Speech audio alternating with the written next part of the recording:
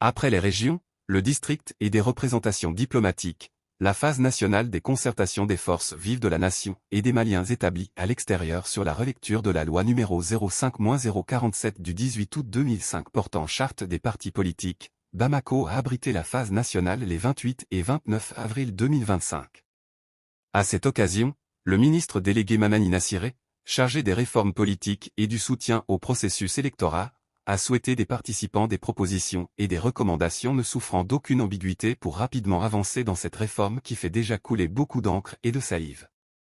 Bamako a abrité les 28 et 29 avril 2025 la phase nationale des concertations des forces vives de la nation et des Maliens établis à l'extérieur sur la relecture de la loi numéro 05-047 du 18 août 2005 portant charte des partis politiques.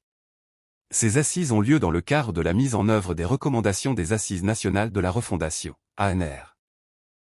Cette phase nationale a été précédée des consultations à la base qui ont eu lieu du 16 au 17 avril dans les régions, le district de Bamako et dans des représentations diplomatiques du pays. Les participants à cette phase nationale vont plancher sur la synthèse des conclusions desdites concertations. Votre rôle est d'examiner minutieusement ces documents, de les affiner et de faire des recommandations concrètes aux plus hautes autorités de la République, afin de parvenir à la mise en œuvre effective des recommandations des Assises nationales de la refondation, a souligné M. Mamani Nassiré, ministre délégué auprès du Premier ministre, chargé des réformes politiques et du soutien au processus électoral, dans son discours d'ouverture. Dans ce cadre, vos propositions et recommandations ne doivent souffrir d'aucune ambiguïté pour permettre d'avancer, a-t-il souhaité. Le ministre délégué a rappelé que, dans le cadre de la relecture de la loi numéro 05-047 du 18 août 2005, il a saisi, le 19 décembre 2024, par des lettres individuelles, les 297 partis politiques et les 94 organisations de la société civile figurant dans la base de données du ministère de l'Administration territoriale et de la décentralisation. Il a sollicité leur réponse au plus tard le 14 mars 2025.